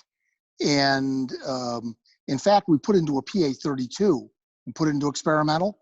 It worked pretty well, actually, but it was just too marginal on pitch. As Greg said, we frankly think that the capstan servo, the engineering's done. If it flies off as well as we expect it to, the PA30, 39, and of course the PA24s should be a slam dunk. It's hard for me to give an estimate because we don't know how long the FAA is going to take. And the one thing we don't know is we don't know if they're going to come up with any new requirement in a twin. Twin Comanche would be a good time to find out. I don't think so. We've explored it informally with the ACO, and as long as we're in class 1 below 6,000 pounds, I don't see any pushback. I think it'll go through just as quickly as the singles have. But like I said, we'll find out quickly. If I were to guess, we should have an STC for the Comanche. I would hope if the capstan's done in the next 3 to 4 weeks, we should be getting there by the end of the year. I can't see why we wouldn't. That is exciting. So, well, I guess the cool thing is that things are developing so fast, particularly with Genesys and with the STC group and Trio, that in these upcoming vendor presentations, we may be finding out stuff as it happens. So a quick question in terms of everybody, there's a lot of curiosity as to what was different about the early like 58 to 62 250s that might cause any changes in why, for example, in the case of Garmin, they're not doing the early 250s. Does anybody happen to know what it was about those earlier 250s that caused them to be left out of the Garmin STC?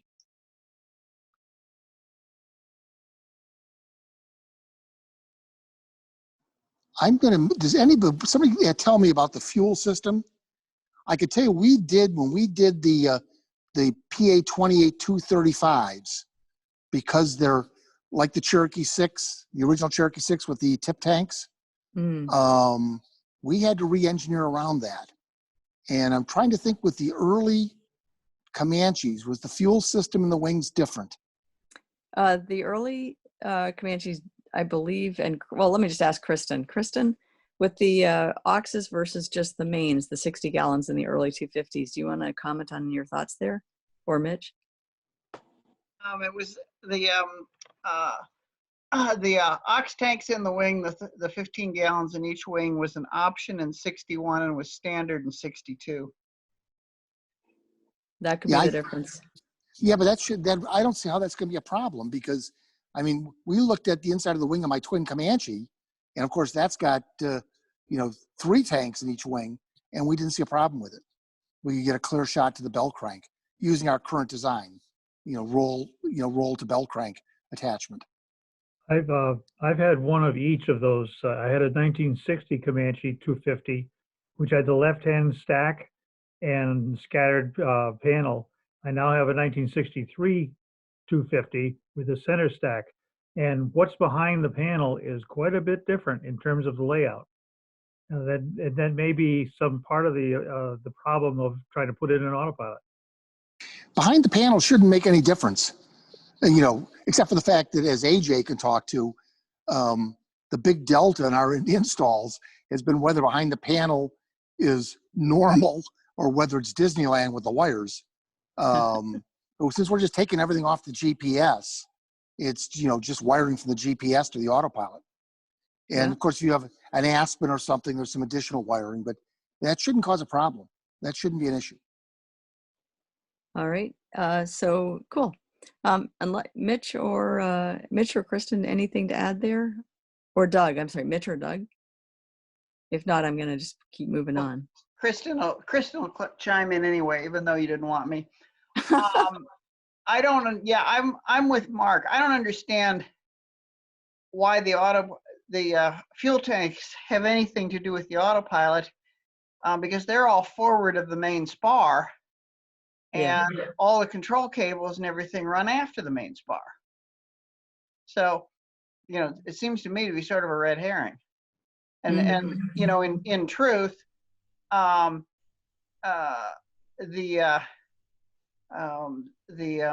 main tanks are substantially in the way anyway, and obviously all of the Comanches have main tanks. So yeah, I can't figure out why anybody cares what's in front of the main spar. Well, and one also, of our wing folks structure coming in could become from- up. I'm sorry. Oh, no, just actually a helpful text just came in from one of the folks on the conference calls to look at the flap and stabilator travel on the earlier 250 and 180s. Yeah, that's on my my two Comanches. The 60 has a Johnson bar flap, and the 63 has the Fowler flaps, electronic. Yeah, but that shouldn't affect anything. It's the stabilator travel is still going to be 9 7/8 inches, I think, and that was the big issue. Mm-hmm.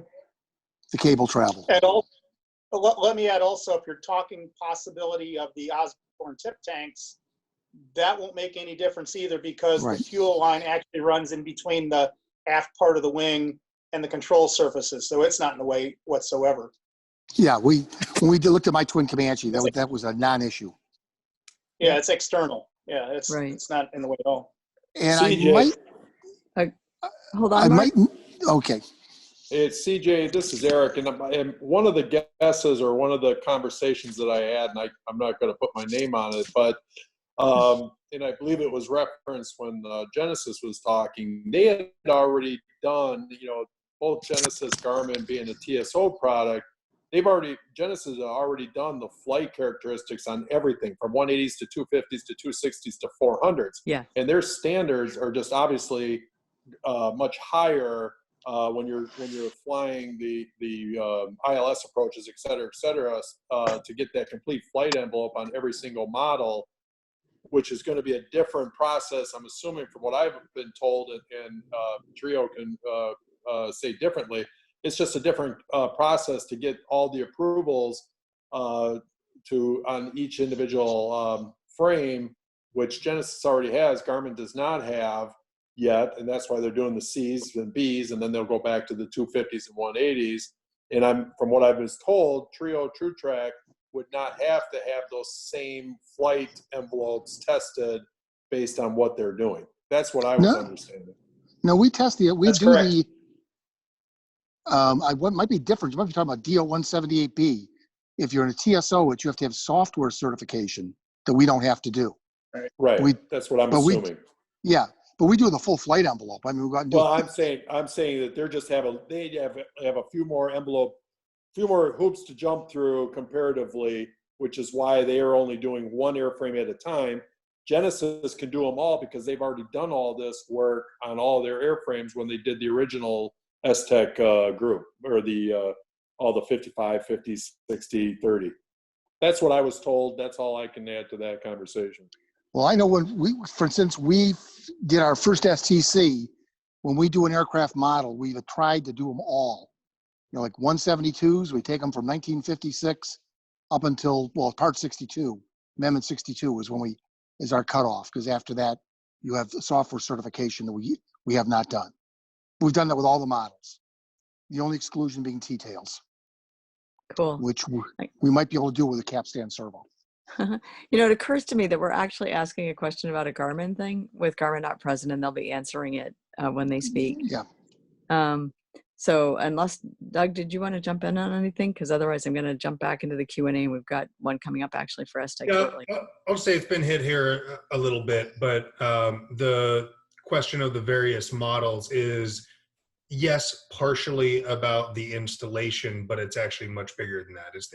As was touched upon, it's the flight testing, it's the aerodynamic differences. Having the tip tanks, no, it might not, depending upon the make and model of aircraft, it might not affect the installation and location of everything, but having that extra moment out of the tip tank certainly affects the aerodynamics.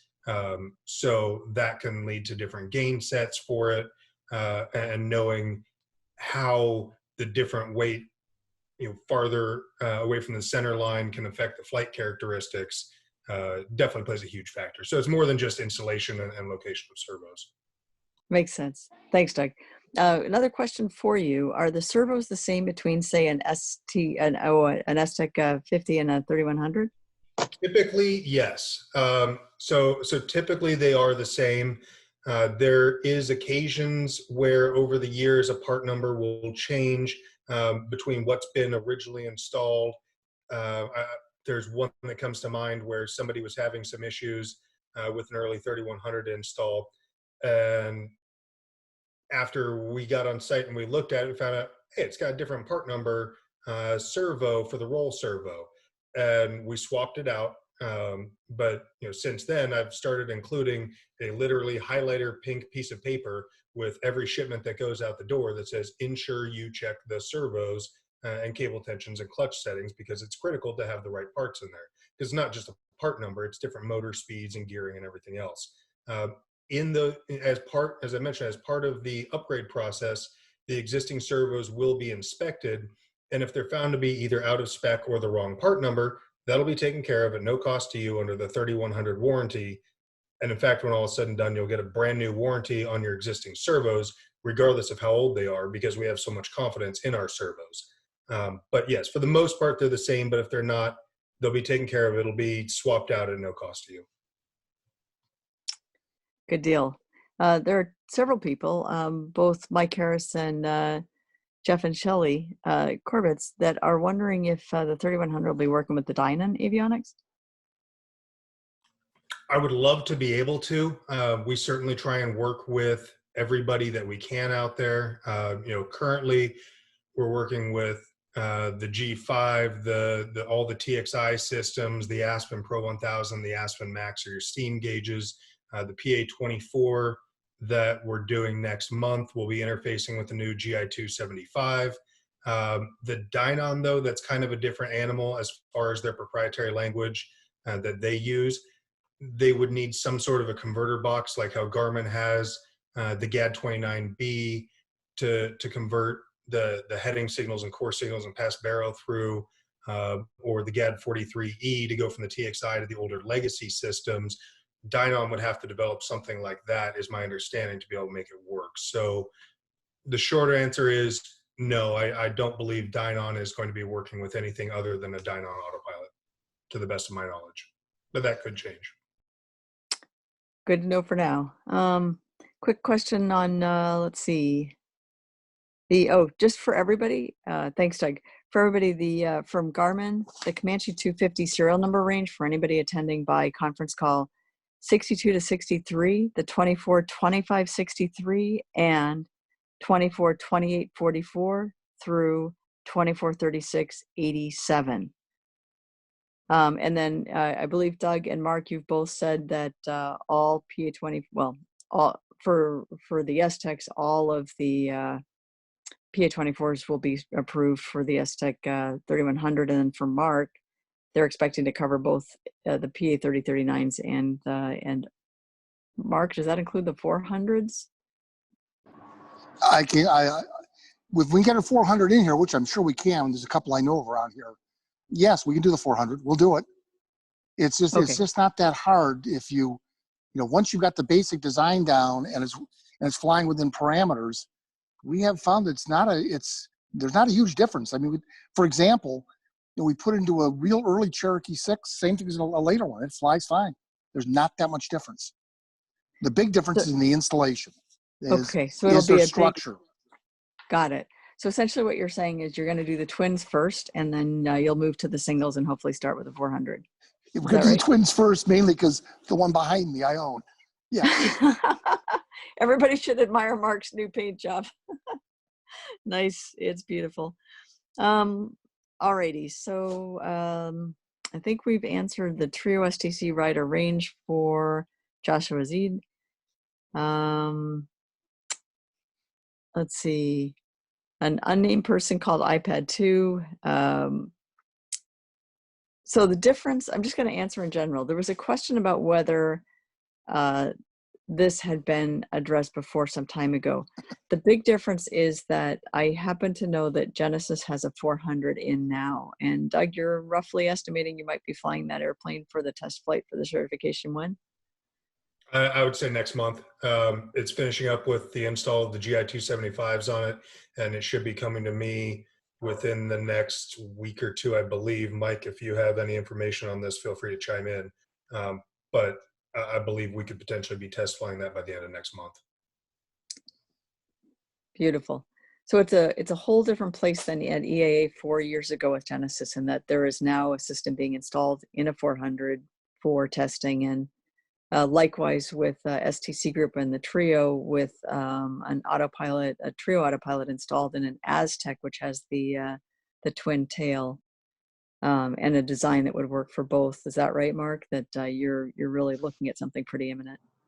Oh yes, and the other big thing, at least I've sensed, the big revolution that's happening as we speak, is the Garmin GI 275 is revolutionary, and the low cost option to that's going to be, everybody calls it UAvionics. It's micro avionics. They're AV30. It's the same kind of device, but it's cheaper. We really want to get that tested and integrated with our Autopilot. Again, with the idea of having a low-cost package. And Doug, any thoughts on your part with Genesys that you know of, Doug or Mike, on the UAvionics? Yeah, we were in contact with them before they were bought out by UAvionics. We were in contact with them when they were Aerovonics. It's something that we've been looking heavily at.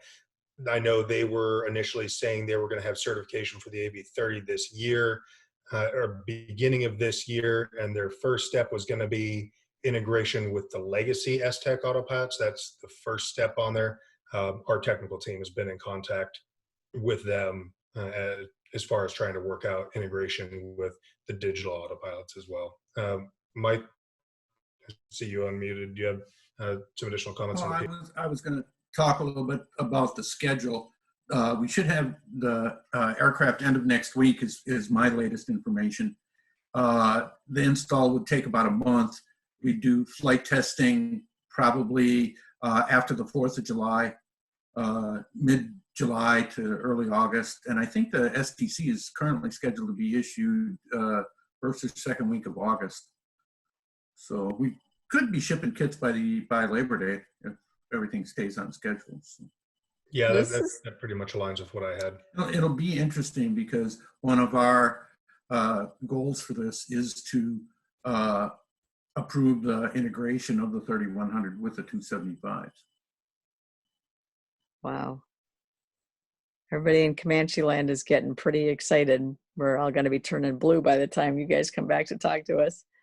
I'm pretty excited for that 275 as well. Looking at it, it looks like it passes out all the same labels as the 500, 600 TXI series, which is awesome. And that would be really good integration with 3100. Cool. Let's see, a couple of just comments for everybody that Dynan had told Joshua that they were hoping to approve the Autopilot at some point, and a comment from Mike Harris that he flew Dynan for the past 8 years in an experimental and said it was solid as a rock and affordable. Doug? By the way, the AV30, the thing that I think might be holding them up is the angle of attack indicator. Great function, but that's something new. That might be the holdup. Yep. So, and let's see, a couple of other people that have flown the Dynan in experimentals that like them. Will Trio work with the G5s? That's from Eric.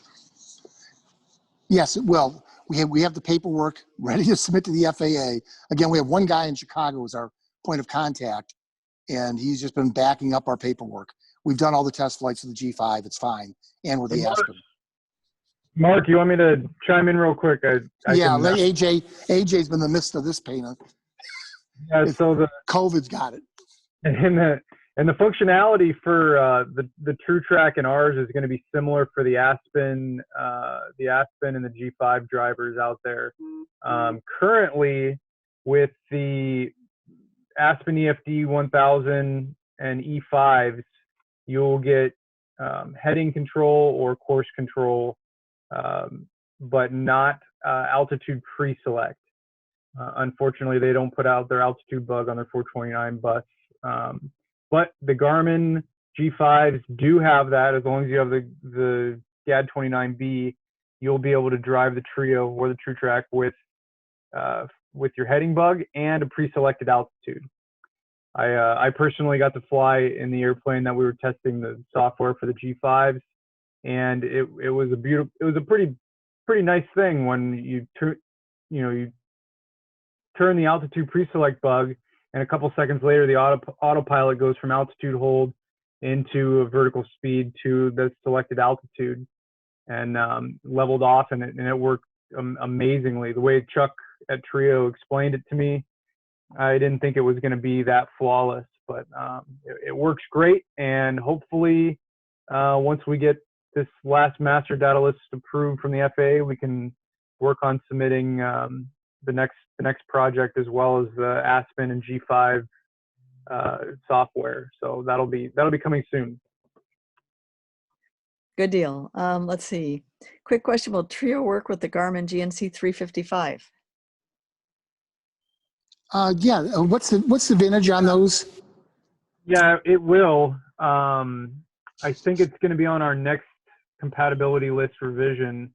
But yeah, I in the Zoom group chat, I was responding to those questions, CJ. Yep, I'm seeing that. But because some people can't see your chat window, gotcha. Yep. So let's see. Yeah, all the newer GPSs will work with the Trio. Yep. Newer being anything newer than like 1999. Okay, so 1999 or later. Okay, great. Just going to add a quick comment for Pat Kiefer, because so many of us like to go fast. She mentions after adding fuel tanks to avoid stopping, rigging gets you more speed. Control surfaces, as well as proper gear rigging, so you don't have stuff hanging out, slowing you down, are big paybacks. And Zach Grant has said the same thing. Kristen Winters said the same thing. Whether you're going to get an autopilot or not, go get your airplane and rig. Save fuel, go fast. What's not to like? Or listen to Hans and do all the cooling drag elimination. Well, yeah. Hans Newbert and Zach Grant have agreed to come in and talk about Go Fast mods, and then we're just trying to get Charlie Horton and Melanie arm twisted, because they are legendary air racers. And Pat Kiefer, we're probably going to be dragging you into that too, seeing as you won the longest around the world race in a twin Comanche. Seems like you know something about going fast. All right, so let's see. The Century 3 manuals, Vic Jones has got those available for Matthew. And so from John, in hopes of replacing the vacuum system with a second alternator, are the vendors of the roundtable dependent on vacuum gyro, or will G5 275 power them? That's for Mark and for Doug or AJ. We don't need any vacuum out. We're taking everything off the GPS. Mm-hmm. Yeah. So it's AHRS, and that is derived is internal, huh? Correct. I think what your question is, if you can keep your old DG, is that the question? No, eliminate the entire vacuum system, the vacuum pump, the attitude indicator, the vacuum-driven attitude indicator. Go with the G5 installed. If it's hooked up to the autopilot or not, it's installed. And then do away with the vacuum-driven DG. And that would be included in the G5. So that would leave you with an electric airplane. Boy, do I hear that. The twin Comanche's got 2 vacuum pumps driving 1 attitude indicator to make the autopilot work. It's really crazy. Yeah, yep. That's the exact path I'm going down, even though I got a 24. Yeah, my plan is to put in a couple AV30s and run it with the Trio. Yeah, as far as the 3100 is concerned, absolutely. We don't rely on vacuum-driven instrumentation. It would be a question of what you need legally in your airplane to be flying VFR IMC. If you don't need vacuum powered instruments because you're meeting all the requirements without a vacuum system, then absolutely you're good to go with us, because we have built in MEMS units to provide the attitude source within the 3100. It's all internal on the 3100. Correct. Okay. Yeah. Good deal. All We're right. gonna leave this. Thank y'all. Yep. We're gonna leave this a free for all for 5 minutes, and then we're gonna wrap up so that the recording and post processing can happen. And so, at this point, we're just gonna open the meeting to any last questions or thank yous or whatever you all want to say, and then in 5 minutes we'll call it. Thank you so much, everybody, for coming. Thank you so much, everybody, for presenting. Greg, Eric, Mark, Doug, Wayne, who's not here anymore, Mike, everybody who asked questions. I'm going to shut up now and let you all talk. I got a quick one thing I just said. I said I was going to put two AV30s in. Might be an Aspen, one or the other, but it works either way. It's all electronic. I just want to add, just if you haven't done it already, don't stop contacting them. Even if you think that, like Russ said, if your emails get blocked, continue to make the calls, continue to contact Trio, TruTrak, Garmin, well, we know that anybody, because it's important to keep the pressure on. If your airplane is not, or your make and model's not included, or is being delayed, or whatever, keep the pressure on, because it does work. And they may not like to hear from us all the time, but it does get us the benefit of moving forward.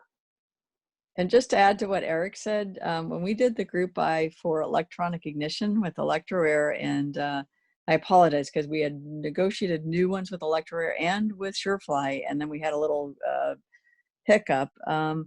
But we sold ElectroAir completely out of stock, and I got a call saying, who can wait for their electronic ignition systems?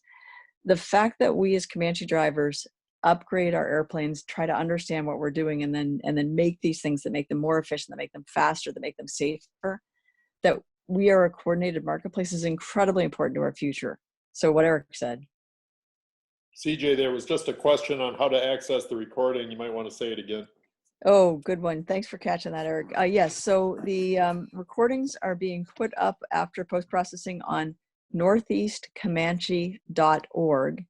northeastcomanche.org, and Malcolm just posted that down there. And yeah, it's actually meetings.northeastcomanche.org. Yep, or you can go to northeastcomanche.org and then you just pop down into the Zoom. It's pretty complicated to get through from the main site. At the moment, you still have to jump through some hoops to find it from the main site. Well, the hoop is to just click on the Zoom meetings, and that'll also give you a listing of what's coming up. But yep. And thank you, Malcolm, for the work you've been doing to make a really good, clean interface, and to Pete Morse for all the work on the website to make all this available to all of us. I want to just acknowledge there's a complete team behind this that are running the Zoom meetings, making sure we have backup recordings. There's 4 people that are putting together processes, and they sit here before the meeting to make sure it's working, and they're sitting here for half an hour to an hour after this meeting to make sure the recording's complete. And that is Robert Klein, who was one of the volunteers that got this started in the first place, Pete Morse, Bernie Stumpf, Les Thomas. Thank you all for making this possible.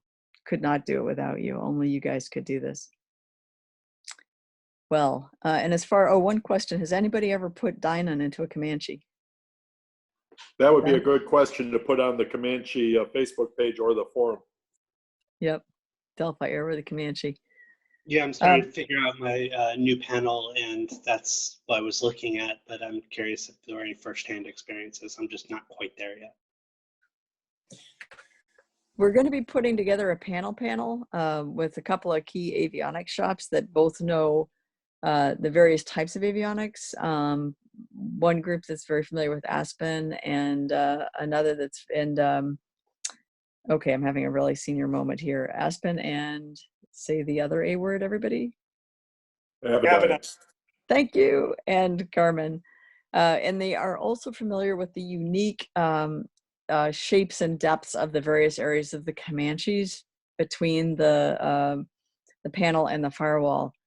Because as avionics have changed and the form factors have gotten smaller and shorter, there's whole configurations you can do with your panel that just weren't possible 20 years ago because the the stacks were so much deeper. So that at this point is probably 2 months out, but it's coming. Any last words from anybody? Because otherwise it's 9:30. Good night. Good night, everybody. The chat window, the text from that will be available as a file with the recordings. Thanks all for coming. We'll see you next week. Thanks. Talk to you later. Good night, everybody. Thanks. Good night. Good night. If you're all curious, there were about 140 of us here together at peak.